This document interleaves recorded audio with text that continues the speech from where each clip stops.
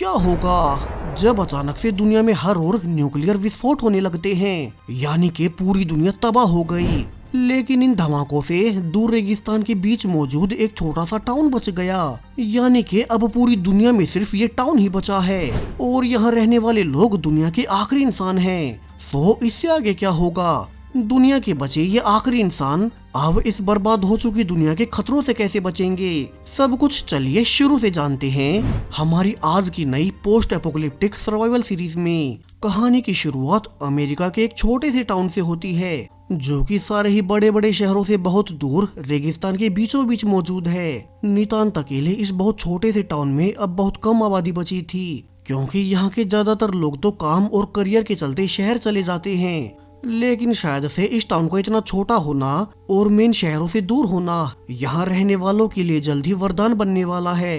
अब यहाँ से हम जैक को देखते हैं, जो कि आज पूरे 5 साल के बाद वापस से अपने इसी टाउन में लौट रहा है। यहाँ टाउन में घुसते ही उसे अपना बचपन का दोस्त स्टैनली मिल गया और वो पूछता है कि जैक तो यहाँ से ये कहकर गया था कि वो अपना करियर बनाने शहर जा रहा है, और उसके बाद से अब वो सीधे 5 साल के बाद ही लौटा है, तो उसने इतना टाइम क्यों लगा दिया? हालांकि जैक अब उसे झूठ बोल देता है कि वो तो यहाँ अपनी फैमिली और दोस्तों से मिलने आया है, लेकिन बात कुछ और ही थी। तभी जैक को आगे अपनी पुरानी गर्लफ्रेंड एमिली मिल गई। एमिली भी यहाँ इसी टाउन में रह गई थी और जैक उन सब को छोड़कर 5 साल पहले शहर चला गया था। इसी वजह से जैक की फैमिली और उसके दोस्तों के जैसे एमिली भी उससे अब तक नाराज है। सो जैक अब यहाँ से अपने घर जाकर अपनी माँ से मिलता है। तभी अंदर से उसका बड़ा भाई एरिक और पिता जॉनसन भी आ गए। जैक उन सब से आज 5 साल के बाद मिल रहा है और यहाँ से रिवील हुआ कि जैक अब भी यहाँ उन सब से मिलने नहीं बल्कि सिर्फ पैसों के लिए आया है। दरअसल अभी कुछ ही दिनों पहले जैक के दादा की मौत हुई थी और उन्होंने बाकी सब की तरह जैक के नाम भी काफी सारे पैसे छोड़े हैं। सो जैक यहाँ इस टाउन में वापस उन्हीं पैसों को क्लेम करने आया है, वरना तो वो सबकी मर्जी के खिलाफ शहर में रहने चला गया था। अब जैक का पिता जॉनसन, जो कि इस टाउन का मेयर भी है, उसने कहा कि उसे उम्मीद है जैक इन पैसों को पहले की तरह बर्बाद नहीं करेगा। जैक इसके बाद अपनी माँ के साथ अपने दादा की कब्र पर चला गया ताकि उन्हें थैंक्स बोल सके। हालांकि जैक ने इसके बाद अपनी माँ से कहा कि वो यहाँ नहीं रुकने वाला, वो तो यहाँ सिर्फ पैसों को क्लेम करने आया था और उसे आज ही शहर निकलना है। वहीं अब यहाँ से इस छोटे से टाउन का इकलौता बार दिखाया जाता है, जहाँ की टाउन के सभी लोग इकट्ठा होकर एंजॉय किया करते थे। और आज भी जब सब एक साथ थे तो अचानक से एक तेज आवाज के साथ टीवी के सारे ब्रॉडकास्ट बंद पड़ गए। तभी कुछ बच्चे ऊपर छतों पर चढ़कर देखते हैं कि अब तो उन्हें चारों ओर से बड़े बड़े विस्फोट दिखाई दे रहे थे, यानी कि अचानक से हर ओर पूरी दुनिया में न्यूक्लियर विस्फोट होना शुरू हो चुके हैं और इसका किसी को अंदेशा तक न था।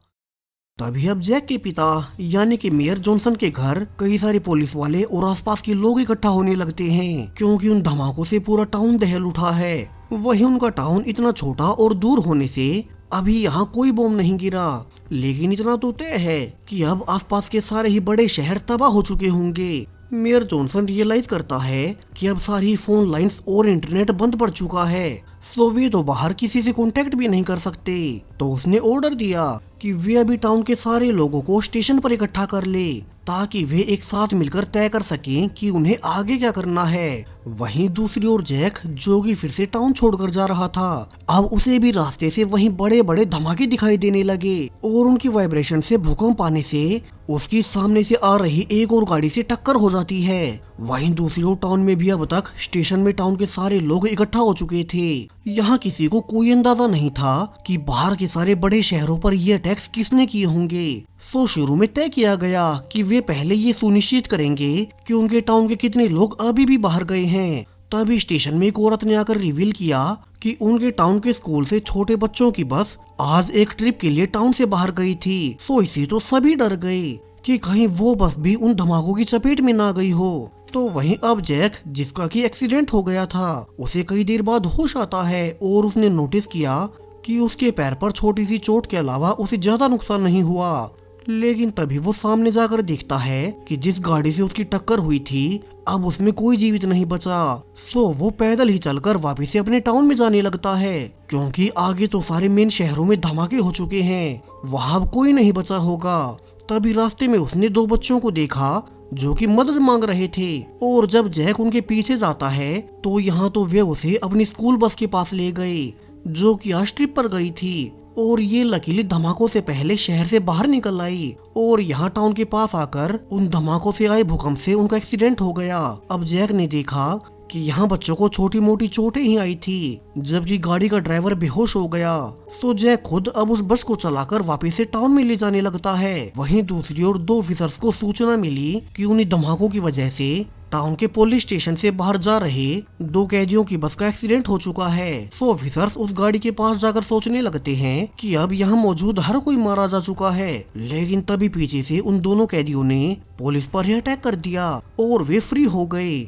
जबकि टाउन में भी अब तक उनका बाहर किसी से संपर्क नहीं हो पा रहा था, तो उन्हें अंदाजा हो गया कि शायद अब सिर्फ उनका ही टाउन सेफ बचा है, बाकी बाहर की पूरी दुनिया तबाह हो गई। सो इससे तो अब पूरे टाउन में क्यूस फैल जाता है और लोग जल्दी से टाउन में मौजूद इकलौते स्टोर में जाकर खाने और पानी की सप्लाईज खरीदने लगे, ताकि वे अपने अपने घरों में से स्टोर कर सकें। अब किसी को कोई अंदाजा नहीं कि आगे क्या होगा। बिजली और इंटरनेट तो ऑलरेडी बंद पड़ चुके थे।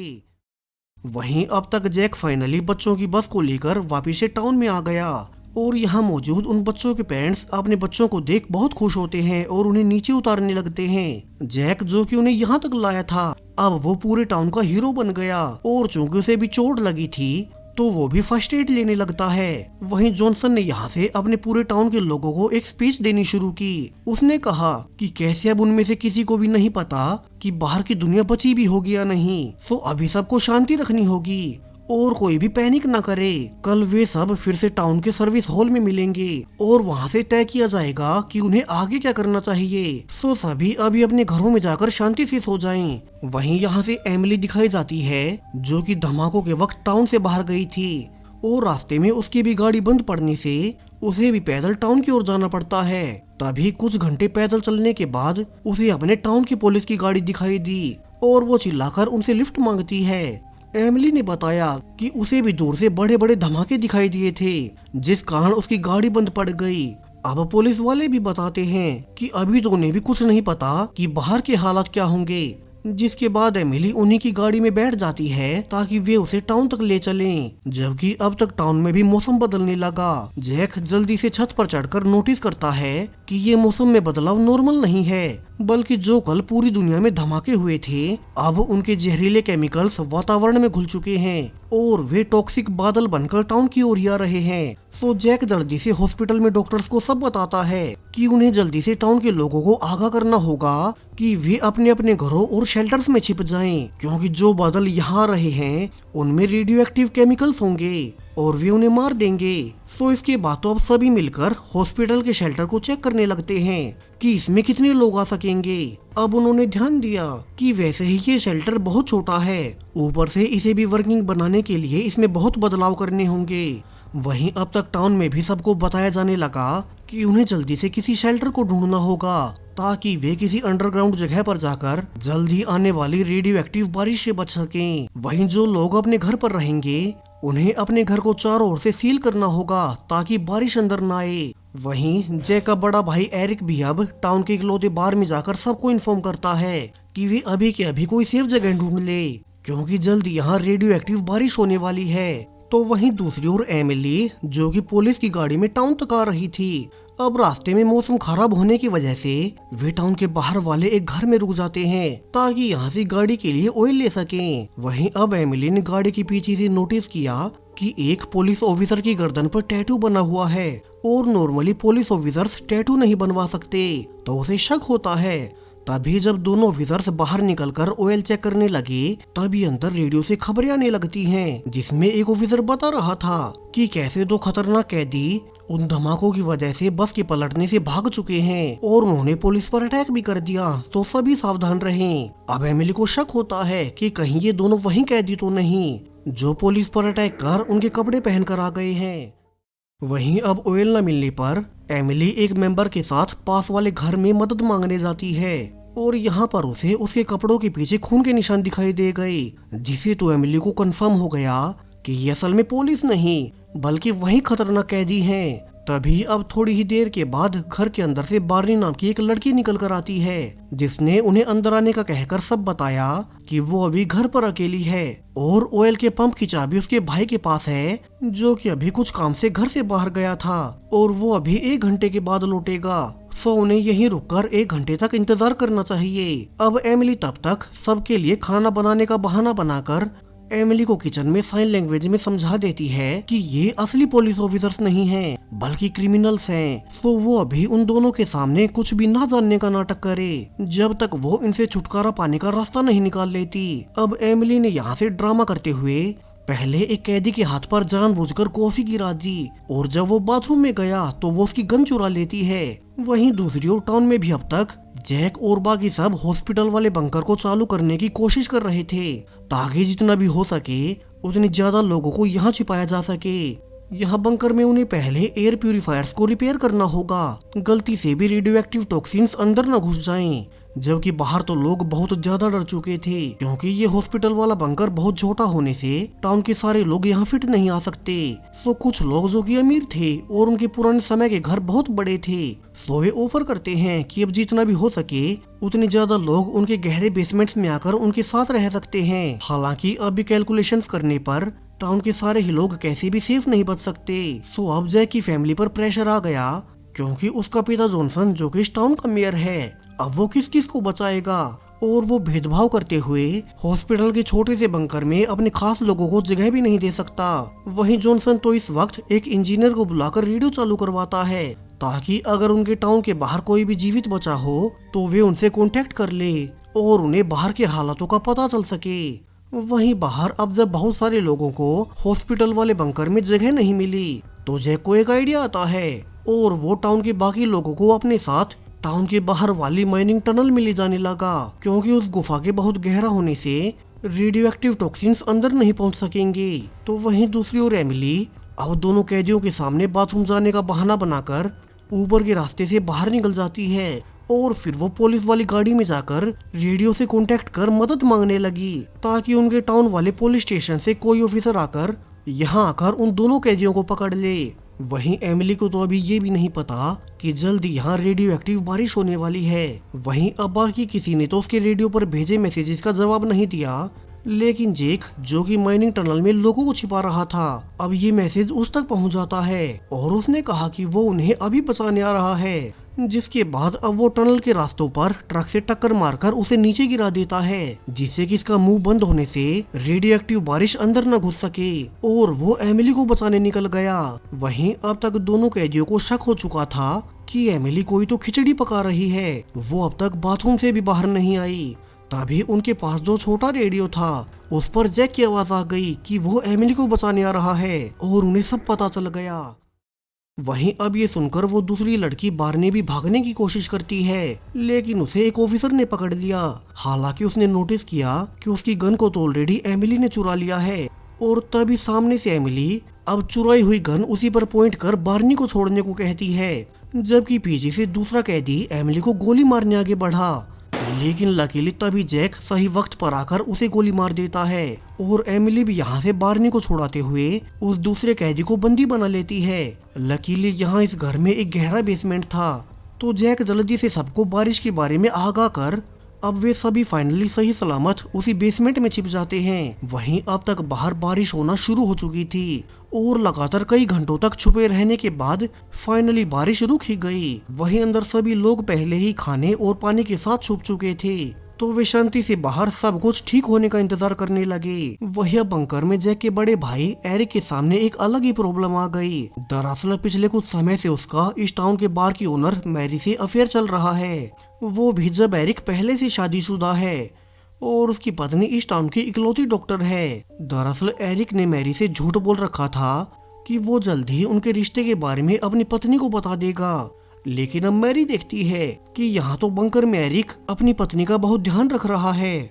सो मैरी ने एरिक को अकेले में कहा कि उसने तो उससे कहा था कि वो अपनी पत्नी से अलग हो जाएगा और उससे शादी कर लेगा, लेकिन अब वो अपनी पत्नी के इतने करीब क्यों है। वहीं एरिक अब ये कहकर बात टाल देता है कि अभी हालात ये सब बात करने के नहीं हैं और वे इसके बारे में बाद में बात करेंगे। और इसके बाद फाइनली जब बारिश को बंद हुए कई घंटे बीत गए तो पहले एरिक अकेला बाहर जाकर रेडिएशन के लेवल्स को चेक करता है और जब सब कुछ अंडर कंट्रोल आ गया तो शेल्टर से लोगों को बाहर आने को कहा जाता है। वहीं जैक को भी अब पता लगने पर कि बाहर सब कुछ ठीक हो चुका है, वो एमिली, बार्नी और उस कैदी के साथ टाउन में आने लगता है ताकि उसे जेल में बंद कर सके। वहीं जिस टनल में जैक ने टाउन के बाकी लोगों को बंद किया था, एरिक और जैक अब जल्दी से वहां भी जाकर उनका रास्ता खोलकर उन्हें खुशखबरी देते हैं कि अब टॉक्सिक रेन खत्म हो चुकी है और वे सब बाहर आ सकते हैं। अब ये प्रॉब्लम तो सुलझ गई, लेकिन वे आगे क्या करें? टाउन का मेयर जॉनसन जब ये सोच ही रहा था तो जैक ने सलाह दी कि अब उन्हें अलग अलग टीमें बनाकर टाउन के चारों दिशाओं में लोगों को भेजना चाहिए ताकि वे ये जान सकें कि उनके टाउन के आसपास कितनी जगह सेफ बची है और क्या पता उन्हें कोई और सर्वाइवर ही मिल जाए, जिसके बाद से उन्हें नए रूल्स बनाने होंगे क्योंकि अब देश और गवर्नमेंट जैसा तो कुछ नहीं बचा। तो उन्हें इन नए हालातों को देखते हुए नए रूल्स और नया सिस्टम बनाना होगा जिससे कि लोग बिना कियोस के रह सके, वरना तो लोग खाने पानी तक के लिए एक दूसरे को मारना शुरू कर देंगे। वहीं दूसरी ओर जब जैक का भाई एरिक मैरी से बात करने गया तो वो तो अब उसे बात ही नहीं करती क्योंकि उसने टनल में देख लिया था कि एरिक तो अभी भी अपनी पत्नी से ही प्यार करता है और वो सिर्फ उसकी बॉडी का इस्तेमाल कर रहा था। वहीं टाउन में बाहर एक और प्रॉब्लम आ चुकी थी। दरअसल टाउन के इकलौते स्टोर से सारा खाना तो लोग ऑलरेडी ले गए, तो अब जब वो खत्म हो जाएगा तो आगे क्या होगा? ऊपर से बिजली जैसी सुविधाओं के अब ना होने से उनके पास जो लिमिटेड टाइम का खाना बचा है वो भी एक्सपायर होकर खराब हो जाएगा। सो यहाँ से टाउन के लोगों के सामने खाने की बहुत प्रॉब्लम आने वाली है क्योंकि अभी तक तो सभी बाहर के मेन शहरों से यहाँ इंपोर्ट होने वाला खाना ही खाते थे। वही उनके इस छोटे से टाउन के डेजर्ट में होने से यहाँ वे आसपास शिकार भी नहीं कर सकते क्योंकि यहाँ जानवर ही नहीं होते, तो वे खाएंगे क्या? किसी ने आज तक कभी खेती भी नहीं की। सो अब से उन्हें अपना खाना खुद उगाने के तरीके ढूंढने होंगे और अपना सर्वाइवल खुद से खोजना होगा। वहीं अब जेक आसपास के एरिया को चेक करने टाउन से बाहर निकलता है और थोड़ी आगे जाने पर उसे एक प्लेन मिल गया जिसने शायद से धमाकों से बचने के लिए लैंडिंग की कोशिश की थी, लेकिन फिर भी उसमें मौजूद कोई नहीं बच पाया। तो अब जेक उसका ब्लैक बॉक्स लेकर वापस से टाउन में आ जाता है और उसे प्लेन की रिकॉर्डिंग सुनकर पता चला कि उनके इस टाउन के अलावा बाहर कोई भी जगह सेफ नहीं बची, इसलिए ही ये प्लेन यहाँ रहा था। लेकिन रेडिएशन और प्लेन के क्रैश होने के चलते उसके अंदर मौजूद कोई नहीं बच पाया और सब मारे गए। सो जैक अब उनकी मौत से दुखी होकर अपना थोड़ा मन बहलाने मैरी के बार में जाता है, लेकिन जब वो वहाँ से वापस आ रहा था तो उसे एक फार्मेसी की पीछे से खिड़की टूटने की आवाज आती है। जैक ने आगे जाकर देखा कि कोई इंसान अभी फार्मेसी में घुसा है और जैसे कि अभी हालात चल रहे हैं, जैक डर गया कि कहीं कोई यहाँ से दवाई न चुरा ले।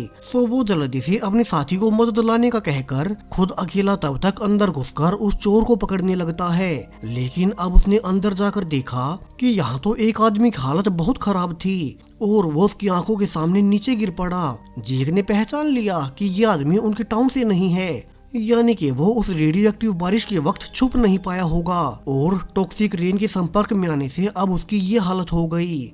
अब तक यहाँ बाकी लोग भी आ चुके थे। सो जैक और बाकी सब मिलकर अब उसे जल्दी से टाउन के इकलौते हॉस्पिटल में लेकर जाते हैं। हालांकि अब चूंकि बिजली और बाकी सुविधाएं तो है ही नहीं, तो डॉक्टर्स को उस आदमी को ट्रीट करने में प्रॉब्लम होने लगती है। लेकिन बावजूद इसके वो आदमी किसी तरह से बोलने की हिम्मत जुटाता है। उसने बताया कि उसका नाम विक्टर है और वो किसी तरह से जैक को ये कहने लगता है कि वो यहाँ अकेला नहीं था, उसके और भी कई साथी हैं और उन्हें मदद चाहिए वरना वे सब मारे जाएंगे। लेकिन अब वो उनकी लोकेशन बता पाता उसके पहले ही विक्टर बेहोश हो जाता है। वहीं बाहर टाउन में अब उस फार्मेसी वाले इंसिडेंट से सबको समझ आ गया कि उन्हें सोसाइटी को नॉर्मल रखने के लिए सारे काम बांटने होंगे। अब इस बार तो वजह कुछ और थी, लेकिन कहीं ऐसे लोग बाकियों को लूटने ना लगे, तो उन्हें आपस में नियमों को जारी रखने के लिए अब भी पुलिस की जरूरत है। वहीं पहले उन कैदियों ने चूंकि 2 ऑफिसर्स को ऑलरेडी मार दिया था, तो अब इस पूरे टाउन में सिर्फ एक ही ऑफिसर बचा है और वो टाउन के इतने लोगों को एक साथ संभाल नहीं सकता। तो वो ऑफिसर अब टाउन के एक और आदमी जो कि पहले कभी प्राइवेट डिटेक्टिव रह चुका है, उसे ऑफर करता है कि वो उसके साथ चलकर पुलिस डिपार्टमेंट में शामिल हो जाए, क्योंकि कल को अगर कोई प्रॉब्लम भी होती है तो उन्हें नियमों को बनाए रखने के लिए एक से ज्यादा पुलिस ऑफिसर्स की जरूरत पड़ेगी।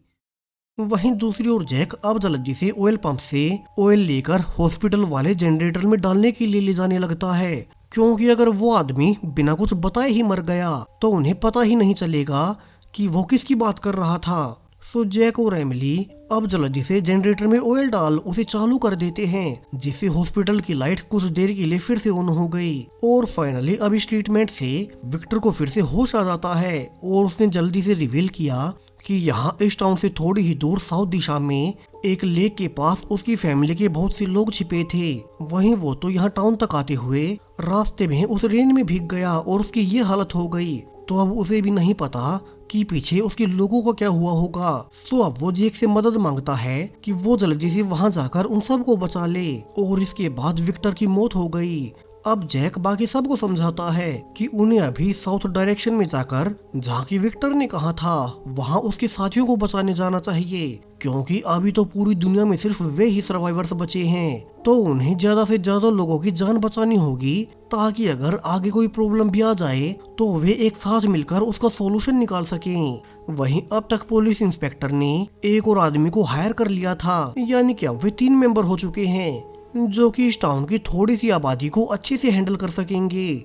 और वे तीनों जैक और बाकी सब के साथ अब जल्दी से विक्टर की बताई उसी लोकेशन पर चले जाते हैं। लेकिन अब उन्होंने यहाँ पहुंचकर देखा कि यहाँ तो मौजूद सारे ही लोग ऑलरेडी मर चुके हैं। दरअसल उन्होंने उस रेडियो एक्टिव रेन से बचने के लिए प्लास्टिक के टेंट का इस्तेमाल किया था और 20 से ज्यादा लोग एक ही टेंट में छिप गए। फिर जैसा कि होना ही था, रेडिएशन से वे सब मारे गए। सो अब वापिस से टाउन में आकर उन सभी 20 लोगों की मौत पर फ्यूनरल रखा जाता है। वहीं मेयर जॉनसन अब सबको अनाउंस करने लगा कि उन 20 लोगों की हालत देखकर उन्हें पता चल ही चुका है कि वो टॉक्सिक रेन कितनी खतरनाक थी। वहीं वो फिर से लौट सकती है, क्योंकि अभी तो हर ओर रेडिएशन के बादल बन चुके होंगे।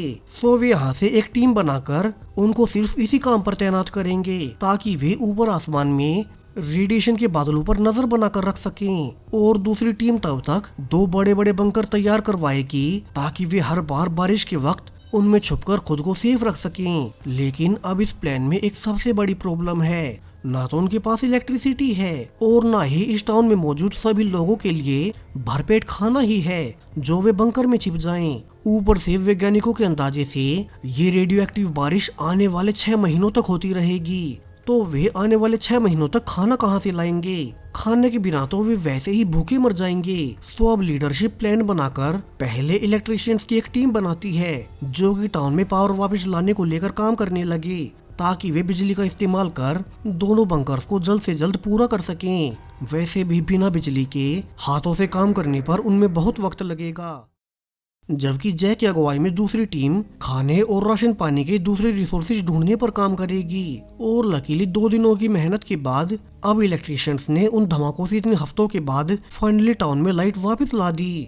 हालांकि अब ये टेम्परेरी जुगाड़ है और 6 महीनों के बाद जब रेडिएशन वाली बारिश चली जाएगी तब वे इसका परमानेंट सॉल्यूशन निकालेंगे। सो अभी तो सभी मिलकर बिजली से होने वाले इमरजेंसी वाले काम करने लगते हैं और वे जल्दी से बंकर्स को परफेक्ट बनाने लगे। हालांकि ये बिजली स्टेबल नहीं थी, जिससे अचानक से टाउन में कई लोगों को करंट लगते हुए आसपास के एरियाज में आग भी लग जाती है। सो जैक और बाकी सब अब जल्दी से पहले घायलों को संभालते हैं और फिर जिन जगहों पर आग लगी थी वे उन्हें बुझाने लगे। सब समझ चुके थे कि चूंकि उनके पास इलेक्ट्रिशियंस बहुत कम हैं और जो दूसरे लोग उनके नीचे काम कर रहे हैं उन्हें इलेक्ट्रिसिटी की पूरी समझ नहीं, तो उन्हें अभी लाइट्स को ऑन नहीं करना चाहिए था। और अब उन्हें पहले कुछ लोगों को मेन इलेक्ट्रिशियन से काम सिखाना पड़ेगा। अब इस घटना से तो सभी डर गए और वे समझ गए कि अब उनके टाउन में जितने भी लोग बचे हैं हर एक को अलग अलग ग्रुप्स में बंटकर काम करने सीखने पड़ेंगे, ताकि सभी सोसाइटी के कुछ न कुछ काम जरूर से आएं। उन्हें अब सब कुछ शुरू से शुरू करना होगा, बिल्कुल पुराने समय के कबीलों के जैसे, जहां लोगों को सरवाइव करने के लिए हर एक मेंबर को अलग अलग काम बांटे जाते थे। जबकि दूसरी ओर अब एरिक को उसकी पत्नी कन्फेस कर लेती है कि उसे उसके मैरी से अफेयर के बारे में पहले से पता था। हालांकि एरिक अब उसे माफी मांगते हुए वादा करता है कि वो मैरी से रिश्ता तोड़ देगा और ऐसी गलती फिर कभी नहीं करेगा। जिसके बाद उसकी पत्नी ने फाइनली उसे माफ कर ही दिया। जबकि घर पर जैक और मेयर जॉनसन ने मिलकर अब तक पूरी प्लानिंग कर ली थी उन्होंने टाउन के लोगों को अलग अलग ग्रुप में बांट दिया, जहां मर्दों को अलग काम करने पड़ेंगे तो वहीं औरतें खाना बनाने और प्लानिंग जैसे काम संभालेंगी। उनमें से कई सारे लोग खेती करना सीखेंगे, जबकि एक अलग ग्रुप इंजीनियरिंग वाले काम संभालेगा। यानी कि कुल मिलाकर हर एक ग्रुप सोसाइटी के अलग अलग काम सीख रहा है। वहीं उनके टाउन में एक स्पेशल ग्रुप एनवायरनमेंट पर नजर रखने के लिए बनाया गया, ताकि अगर दोबारा से टॉक्सिक बारिश भी आए तो उन्हें समय से पहले पता चल जाए। लेकिन बावजूद इसके इतनी प्लानिंग के बाद भी अभी भी पूरे टाउन के लिए एक बहुत बड़ी प्रॉब्लम बाकी है, और वो है टाउन के सभी लोगों को पेट भरने के लिए खाना चाहिए।